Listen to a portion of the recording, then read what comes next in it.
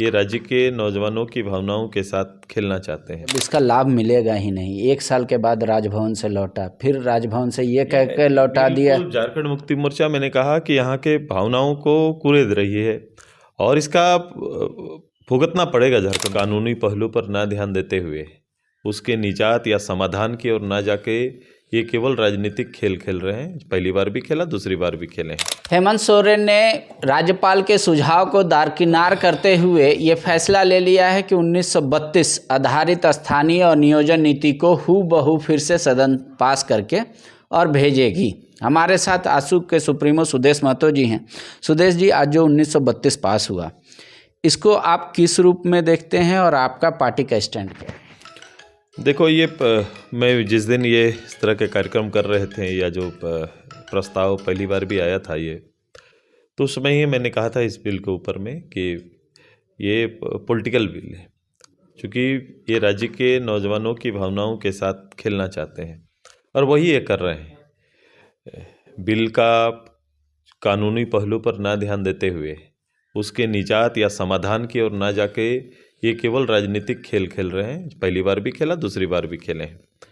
ईमानदारी रहती तो सबसे उनके कानूनी सारे पहलू को ठीक कर लेते। अपने राज्य के लिए, विशेष अवस्था के लिए वो जहाँ ज़रूरत होता, चाहे वो किसी स्तर पर बात करनी होती, संयुक्त रूप से पहल किया जाता, तब स्टेट के लिए, यहाँ के लोगों के लिए एक दायरा तय होता और यहाँ के नौजवानों को बेहतर अवसर मिलता है। कल जेएमएम ने आपको आरोप लगाया है आप पे कि आप सदन में हमारा तो समर्थन कर देते हैं, फिर राजभवन जाकर हमारी शिकायत भी कर देते हैं बिल को लेकर।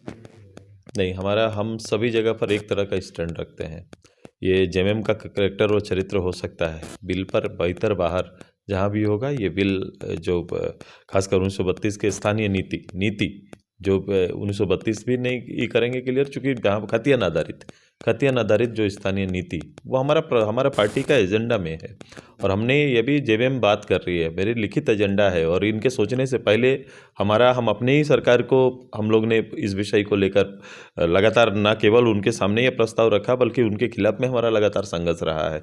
बाद में भी जब ये गवर्नमेंट ने इसके लिए पहल किया, मैंने कहा कि परिस्थिति चाहे पक्ष या विपक्ष कोई मायने मेरे नहीं लगता, राज्य का एक बड़ा एजेंडा है, बड़ा विषय है, इसके साथ हमारी पार्टी खड़ी रहेगी। अब तो ये मुद्दा उठ रहा है, जब इसका लाभ मिलेगा ही नहीं। 1 साल के बाद राजभवन से लौटा, फिर राजभवन से ये कह के लौटा दिया। झारखंड मुक्ति मोर्चा, मैंने कहा कि यहाँ के भावनाओं को कुरेद रही है और इसका भुगतना पड़ेगा झारखंड मुक्ति मोर्चा को। यही इनका रहा है, तब तो झारखंड आंदोलन इतना लंबा हुआ। ईमानदारी झारखंड आंदोलन में रहती तो इतना लंबा आंदोलन ना होता, ना इतने लोगों की शहादत होती, ना इतना उत्पीड़न होता। ये झारखंड मुक्ति मोर्चा के कारण आंदोलन में भी यही हुआ। आज स्थानीय नीति, नियोजन नीति, विस्थापन नीति, ये तीनों नीतियाँ, एक भी नीति इन्होंने नहीं बनाई और इस नीति के नाम पर ही ये गवर्नमेंट में आए। लेकिन एक तो ये भी है कि वो जनता के सामने जाएंगे और बीजेपी और आसू को दोषी ठहराएंगे, कहेंगे हमारा एजेंडे में था 32 हमने कर दिया, अब वो लोग नहीं पास कर रहे हैं तो हम क्या करें। इस सरकार का करैक्टर उज्जवल हो चुका है।